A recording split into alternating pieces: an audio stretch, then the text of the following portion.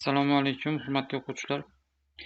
Bugun onlayn darsimiz mavzusi suv va keyin organik moddalar haqida gaplashamiz. O'tgan darsimizda anorganik moddalardan mineral tuzlarni o'rganganmiz.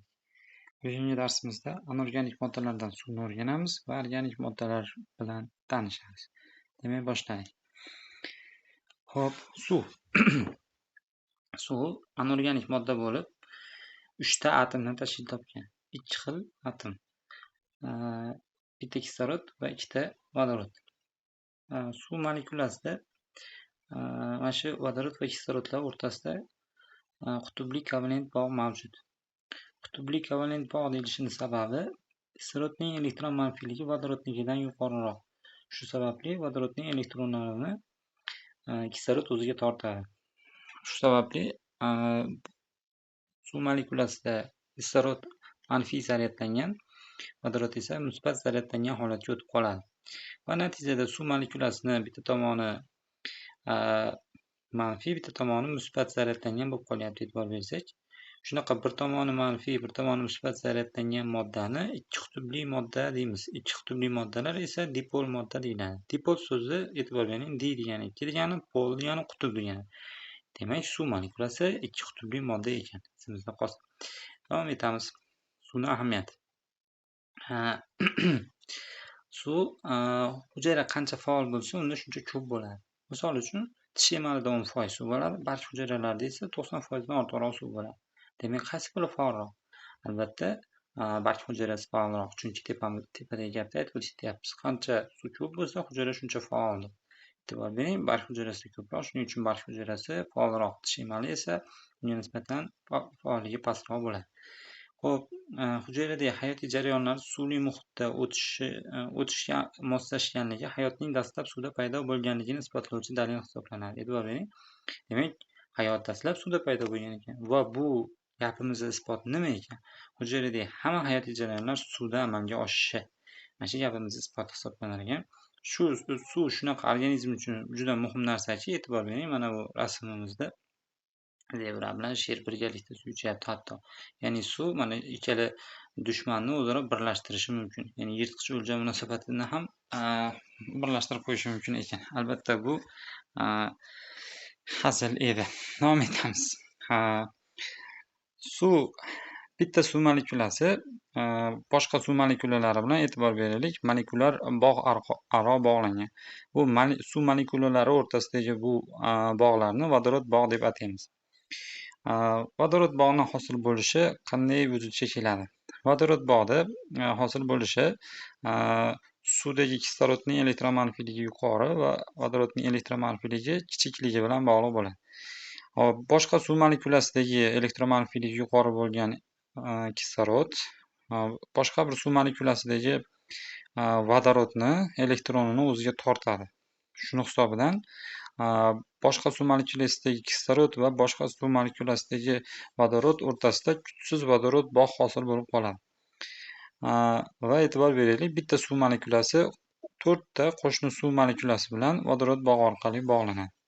Va yaxshilab rasmga e'tibor bersangiz, bir dona kislorod esa, bitta suv molekulasidagi bir dona kislorod o'zi ikkita boshqa suv molekulalari bilan vodorod bog' orqali bog'lanyapti. Bitta suv molekulasidagi bitta vodorod esa bitta boshqa suv molekulasi bilan bog'lanyapti. Bunisi ham bittasi bilan bog'lanyapti. Shu tariqa 4 ta boshqa suv molekulasi bilan vodorod bog' orqali bog'lanish sodir bo'lyapti. Xo'p, suvda aynan shu vodorod bog' borligi hisobidan ham suv suyuq holatda tura oladi. Davom etamiz. Demak, mana suvning tabiatda 3 xil holatda uchrashini hammamiz bilamiz. Bularni biz agregat holatlar deymiz. Suvning 3 xil agregat holati bor. Birinchisi suyuq, ikkinchisi qattiq, uchinchisi esa gaz. Suvning suyuq holati bu o'zimiz biladigan, ichadigan suvimiz. Qattiq holati esa muz, gaz holati esa bug' hisoblanadi. Hop, mana rasmga e'tibor beraylik. Hop, suyuq suvda e'tibor beraylik, molekulalar tartibsiz joylashgan. Qaysidir molekulalar orasida vodorod bog' kichik, qaysidirlarning orasida esa uzun bo'lyapti. Mana rasmga yaxshilab e'tibor bersangiz ko'rishingiz mumkin. Va mana shu vodorod bog'larini holati o'zgarib turadi suv molekulasida. Shuni hisobidan suv molekulasi oquvchan, hajmi o'zgaruvchan, aniq bir hajmga ega emas. Ya'ni suyuq holatda bo'lishini aynan shu vodorod bog'lari ta'minlab beryapti. Xo'p, va muzda esa e'tibor beraylik, suv molekulalarini orasida vodorod bog'lar aynan bir xil holatda joylashgan. Suvda boshqa qo'shni suv molekulalari bilan vodorod bog' hosil qilishi aynan bir xil burchak ostida yuz beryapti.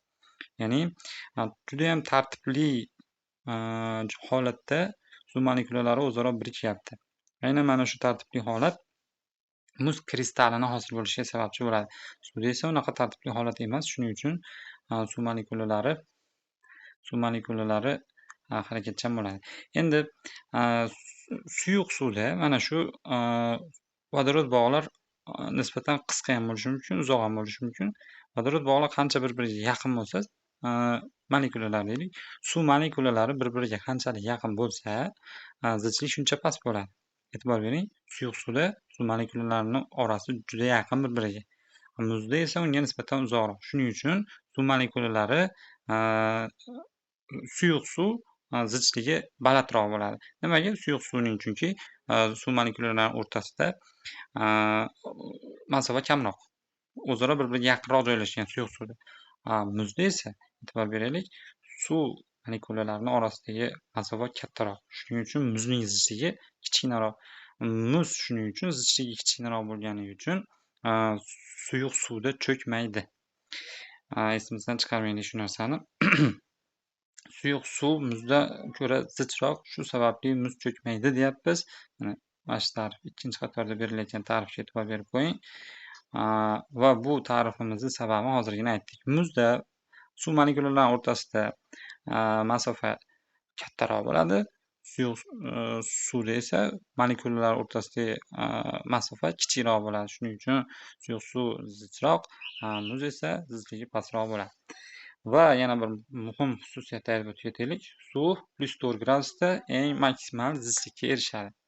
Harorat 4 gradusdan pasaysa yoki ko'tarilsa, farqi yo'q. Ikkalasida ham zichlik pasayishi sodir bo'ladi. Esimizdan chiqarmaylik. Davom etamiz. Suv erituvchi sifatida degan tushuncha bilan gaplashaylik. Suv molekulalari qutbli bo'lganligi uchun u qutbli birikmalarni o'zida yaxshi eritadi. Suvda erishiga ko'ra moddalarni ikki turga ajratishimiz mumkin. Gidrofil va gidrofob. Gidrofil moddalar suvda yaxshi eruvchi moddalar hisoblanadi. Gidrofob moddalar esa suvda erimaydigan moddalar hisoblanadi. Birinchi gapimizda aytdik. Suv molekulalari qutbli bo'lganligi uchun unda qutbli birikmalar yaxshi eriydi dedik. Demak, gidrofil moddalar ham xuddi suv kabi qutblangan bo'lar ekan. Qutblangan modda qutblangan suvda erir ekan. Esimizdan chiqarmaylik. Va mana shunday qutblangan molekulali gidrofil suvda eruvchi moddalarga osh tuzini, monosaxaridlarni, disaxaridlarni, oddiy spirtlarni, aminokislotalarni olishimiz mumkin. Mana rasmga e'tibor beraylik. Mana bu yashil ko'k holatdagi atomlar, ionlar deylik, ionlar bular natriy xlorni tuzlari hisoblanadi. Minuslari xlor, pluslari mana siyoh rang tusda berilayotganlari bo'lsa, natriy hisoblanadi. E'tibor beraylik, mana shu natriyga va xlorga suv birikib olyapti. E'tibor beraylik shu narsaga. Yaxshilab qarasak, mana xlorlar ajralib ketib, ular mana bu suv molekulalari bilan birikib olyapti. Hop, natriy ham ajralib ketib turib, suv molekulalari bilan atrofda o'ralib olyapti. Ya'ni suv, e'tibor bering, mana shu tuz kristallini eritib, ionlarga ajratib yubordi. Xo'p, davom etamiz. Gidrofil moddalar demak suvga tushganda xuddi shunaqa hodisa yuz beradi. Esimizda qolsin. Davom etamiz. Endi gidrofob, ya'ni suv qutblanmagan moddalarga o'tamiz. Ularga misol qilib polisaxaridlar, kraxmal, glikogen, kletchatka, ATF, lipid, oqsillar, nuklein kislotalarni olishimiz mumkin. E'tibor bering, oqsillarning hammasi emas, ba'zilarini olyapmiz. Davom etamiz. Endi suvning fizik-kimyoviy xossalariga to'xtalaylik. Birinchisi bu suv katta issiqlik sig'imiga ega ekanligi. Suv katta issiqlik sig'imiga ega ekanligi uchun organizmda qon bo'ladi, qon tarkibida esa suv bo'ladi. Xuddi shu qon tarkibidagi suv butun tanamizda issiqlikni tashib beradi. Ya'ni qonning termoregulyatsiya, ya'ni tana haroratini boshqarish degan funksiyasida shu qonning tarkibidagi suvning o'rni juda katta ekan va suvning ham aynan katta issiqlik sig'imiga ega ekanligi katta rol o'ynar ekan. Undan tashqari organizm qizib ketganda terlaydi. Sut emizuvchilarga xos bo'lgan xususiyat bu. Xuddi shu terlash jarayonida ham tanamizdagi suv tanamizda bo'ladigan shu ortiqcha issiqlik energiyasini o'ziga biriktirib oladi va tanamizdan bo'k ko'rinishda chiqib ketadi va tanamizni energiyasini tashqariga olib chiqib ketganligi uchun biz suv yeymiz. Terlash jarayoni xuddi shunday yuz beradi va transpiratsiya hodisasi, o'simliklarda yuz bergan transpiratsiya hodisasi ham xuddi shunday yuz beradi. Biz terlashimizga o'xshagan holatda yuz beradi va mana bu rasmga e'tibor bering. Quruqlik, ya'ni tuproq va suv. Suv katta issiqlik sig'imiga ega ekanligi uchun ham quyoshning issiqligini ko'proq qismini o'zida yutadi. Qarang, qaytib ketadigan issiqlik juda kam va e'tibor beraylik, tuproq esa bu issiqlikning juda ko'p qismini qaytarib yuboryapti. Nimaga? Chunki tuproqning issiqlik sig'imi juda past suvga nisbatan. Mana shu rasmda shunaqa xulosaga kelishimiz mumkin. Xo'p, davom etamiz. Suv deyarli siqilmaydi. Suvni bosim ostiga qo'yib siqadigan bo'lsak, haqiqatda uning hajmi o'zgarmaydi. Suvning xuddi shu siqilganda hajmi o'zgarmaslik, ya'ni siqilmaslik xossasi o'simliklarda, hujayralarda juda katta ahamiyatga ega, ayniqsa o'simlik hujayralarida. O'simlik hujayrasida mana rasmga e'tibor bering, suv miqdori juda kam. Suv chiqib ketgan, bu hujayramiz so'lib qolgan holatda turibdi. Agar shunaqa hujayralardan iborat bo'ladigan bo'lsa o'simlik, u qurib qolgan holatda bo'lar edi. Mana o'rta holatda suv kirayotgan suv va chiqayotgan suv miqdori teng ekan. Shuning uchun hujayra normal holatda turibdi. Bunisida esa o'rtacha holat deylik, normal desak bo'lmaydi. Bunisida esa turg'ur holat, ya'ni hujayrani vakuolasining ichida suv juda ham ko'p miqdorda, shuning hisobidan u tarang holatda turibdi. Agar shu suv siqilganda hajmi o'zgarganda, hujayrani unaqa tarang holatda ushlab tura olmasdi. Demak, xuddi shunaqa tarang holatni turg'ur holat deb ataymiz, yodimizda qolsin.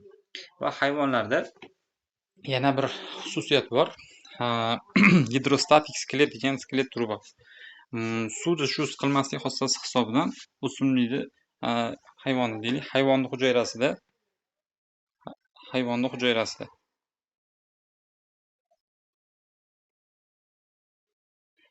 hujayrasida gidrostatik skelet hosil bo'ladi. Misol uchun yomg'ir chuvalchangini, keyin to'garak chuvalchanlarga mansub askariylarni olishimiz mumkin. Uni tanasida suv to'planib, gidrostatik skeletni hosil qiladi. Xo'p, suvning keyingi muhim xususiyati tirik organizmlar uchun yashash muhiti vazifasini bajarishi hisoblanadi. Suvda haqiqatda juda ko'p organizmlar yashaydi va suvning keyingi xossasi eritish xossasi hisoblanadi. Organizmda oziq moddalarni tashishi, moddalar almashinuv mahsulotlarini o'zida eritish orqali amalga oshadi. Ya'ni suvda tashlaydigan juda ko'p moddalar unda erigan holatda tashlanadi. Demak, suvning eritish xossasi moddalarni suv yordamida tashilishda juda katta rol o'ynar ekan. Va oxiridagi qo'shimcha ma'lumotimizga ham e'tibor bering.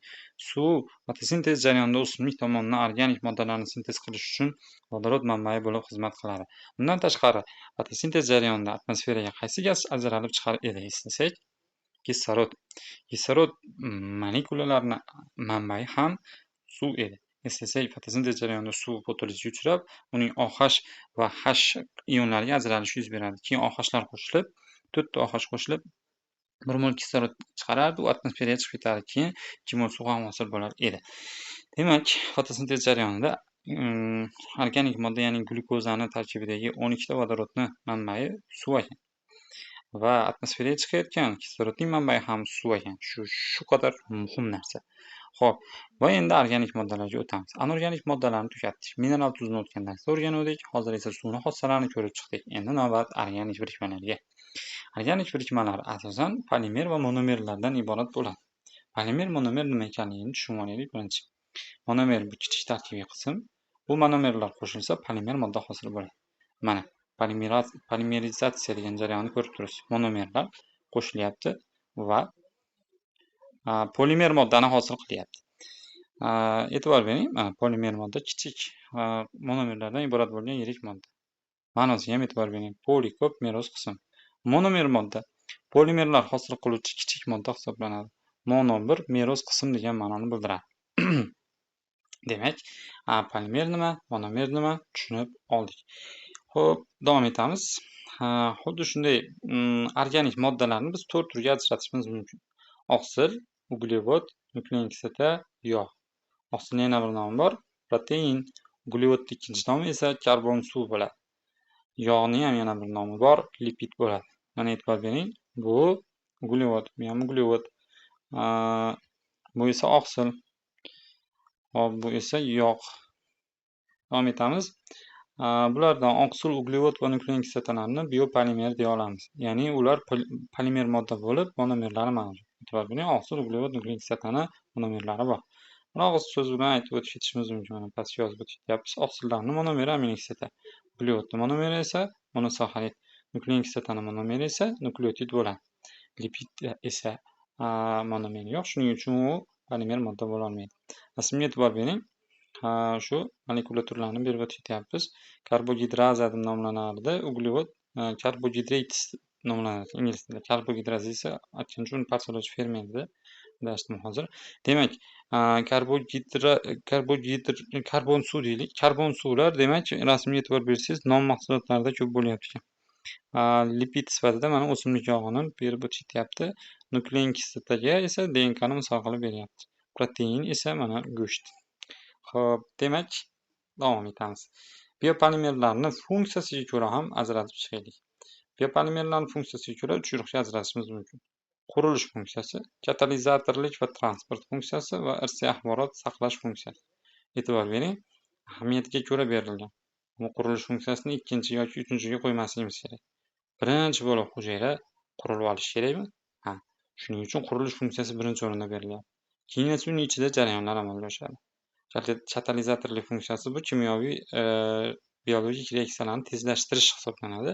Aynan shu katalizatorlik funksiyasi jarayonni amalga oshiradi. Transport esa modda tashish. Transport funksiyasi ham jarayon. Demak, birinchi quriladi, keyin ichida jarayon amalga oshadi. Keyin esa keyingi navbat avlod qoldirishga. Avlod qoldirish esa nuklein kislotalar tomonidan amalga oshiriladi. E'tibor bering, ahamiyati bo'yicha ketma-ketlik tartibida joylashtiriladi. Xo'p, mana rasmga qarasangiz, hujayra membranasining bir bo'lakchasini berib o'tib ketyapmiz. Mana bu sariq va o'rtasidagi yashil qismlar, bular lipidlar hisoblanadi. Mana qizil qismlar va mana havorang qismlar esa oqsillar hisoblanadi. Esimizda qolsin. Qurilish funksiyasi demak, mana shu hujayra membranalarini hosil qilishga to'g'ri keladi. Va e'tibor beradigan tomonimiz, qurilish funksiyasida oqsillar, polisaxaridlar katta ahamiyatga ega ekan. Esimizda qolsin, oqsil va polisaxarid qurilish funksiyasini bajaradi. Polisaxarid nimaligiga e'tibor berib qo'ying, bu uglevod turi hisoblanadi. Hop, katalizatorlik va transport funksiyasiga to'xtalaylik. Katalizatorlik funksiyasini oqsillarning ferment degan turlari bajaradi. Kimyoviy reaksiyalarni tezlashtirib beradigan moddalarni katalizator deb atardik. Mana o'sha katalizatorning funksiyasini ko'ryapsiz. Fermentning yana bir nomi enzim bo'ladi. Mana enzim havorang tusda berilyapti. Substratni, ya'ni ma'lum bir modda turini o'ziga joylashtiryapti, ya'ni birikyapti ikkalasi bir-biri bilan. Enzim substrat kompleks hosil bo'lyapti va enzim mana shu substratni parchalab yuboryapti. Bu jarayonni misol qilib olishimiz mumkin. Disaxarid hisoblangan saxarozani amilaza degan ferment turi mana shunday ikkita qismga ajratib yuboryapti. Va misoli disaxaridning ichida disaxarid ichida glyukoza bilan fruktoza bo'lardi. Mana glyukoza va fruktoza ajralib ketishi sodir bo'lyapti. Hop, davom etamiz. Endi transport funksiyasiga to'xtaladigan bo'lsak, haqiqatda transport funksiyasini oqsillar bajaradi. Oqsil katalizatorlik funksiyasini bajaryapti, transport funksiyasini bajaryapti. Ikkalasini ham o'zi hal qilib qo'yapti. Gemoglobin deb nomlangan, gemosianin deb nomlangan, albumin deb nomlangan oqsil turlari modda tashir edi. Gemoglobin kislorod tashirdi, mioglobin kislorod zaxiralarida, gemosianin ham kislorod tashirdi, albumin esa esimizda saqlab qolaylik, lipid tashiydi. Qon plazmasida bo'ladi, lipid tashish vazifasini bajaradi. Irsiy axborot saqlash funksiyasini esa albatta nuklein kislotalar bajaradi. Nuklein kislotaning ham aynan DNK degan turi bajaradi. Rasmga e'tibor bering. DNK'mizni ichidagi adenin, timin, guanin, sitozinni ham berib qo'yganmiz va fosfat bog'larini ham rasmda berib o'tib ketyapti. Xo'p, davom etamiz. Lipidlar o'zi yog' kislota va glitserindan tashkil topgan bo'ladi va ular asosan hujayra uchun energiya hosil qilish va himoyalash vazifasini bajaradi. Himoyalash deganda aynan mana shu hujayrani devorini hosil qilishni nazarda tutyapmiz. Xo'p, nimaga hozir biopolimerlarga mana shu membranani hosil qilishda qatnashayotgan lipidni qo'shmayapmiz degan savolga javobni o'zingiz bir o'ylab ko'ring. Xo'p, davom etamiz. Polimerlarni biz ichidagi monomerini holatiga ko'ra ikki turga ajratishimiz mumkin. Gomopolimer va heteropolimer. Gomopolimer bu bir xil turdagi monomerlardan tuzilgan polimerlar hisoblanadi. Gomo so'zining ma'nosi ham eslasak o'xshash degan ma'noni bildirar edi. Gomopolimerlarda mana e'tibor bering, monomerlar hammasi bir xil bo'ladi. Glikogen, kraxmal, sellyulozalar aynan shu gomopolimerga misol bo'ladi. Glikogen, kraxmal, sellyulozalar monomeri faqat glyukozadan iborat xolos. Javob H12O6 degan molekula turidan iborat xolos. Glikogen, kraxmal, sellyuloza. Endi nimani hisobidan glikogen, kraxmal, sellyuloza boshqa nomga ega, boshqa moddami? Nima uchun monomeri bir xil degan savol tug'ilayotgan bo'lishi mumkin. Savol o'rinli albatta. Endi ularning monomeri bir xil bo'lsa ham, ularning nomi boshqa bo'lishining sababi mana shu monomerlar, ya'ni glyukozalar har xil usulda birikadi. Glikogenda boshqacha, kraxmalda boshqacha, sellyulozada boshqacha birikadi. Shu tariqa 3 xil moddani hosil qilishi mumkin ekan glyukoza. Davom etamiz. Heteropolimerga o'tamiz endi. Heteropolimer so'zidagi hetero degani har xil degani. Demak, bundan kelib chiqadiki, heteropolimerda ichidagi monomerlar har xil bo'lishi kerak. Ularga misol qilib oqsil nuklein kislotalarni olishimiz mumkin. E'tibor bering mana, oqsil nuklein kislotalarida tuzilishi xuddi shunaqa holatda bo'ladi, ya'ni monomerlari har xil bo'ladi. Endi, misol uchun oqsilning monomerini aminokislotada bo'ya aytdik. Heteropolimerda ichida faqat heteropolimer hisoblangan oqsilning ichida faqat aminokislota bo'lsa, u qanaqasiga heteropolimer bo'ladi degan savol tug'ilishi mumkin. Oqsilning ichida esimizdan chiqarmaylik, hech qachon bitta turdagi aminokislota bo'lmaydi. Aminokislotaning o'zi 20 xil turi bor. Shu 20 xil aminokislotalar ning har xil turlaridan tashkil topgan bo'ladi oqsil. Shuning uchun ham oqsil ham heteropolimer hisoblanadi. Va nuklein kislota ham heteropolimer. Nima uchun? Nuklein kislotaning ichida faqat nukleotid deb nomlangan monomer bo'ladi-yu. Nimaga u heteropolimer? Nimaga gomopolimer emas? Faqat nukleotiddan iborat deyishimiz mumkin. Buni sababi ham juda oddiy. Hozirgi aytganimizdek, hech qachon DNKning ichida, nuklein kislota hisoblangan DNKning ichida faqat bitta turdagi nukleotid, ya'ni adenin bo'lmaydi. DNKning ichida adenin, timin, guanin, sitozin to'ralasi ham har doim bo'ladi. 4 xil monomerdan tashkil topyapti nuklein kislota. Shu sababli u ham heteropolimer hisoblanadi. Demak, polimer haqidagi deyarli barcha tushunchalarni biz ko'rib o'tdik. Shu bilan darsimiz o'z yakuniga yetdi. E'tiboringiz uchun rahmat.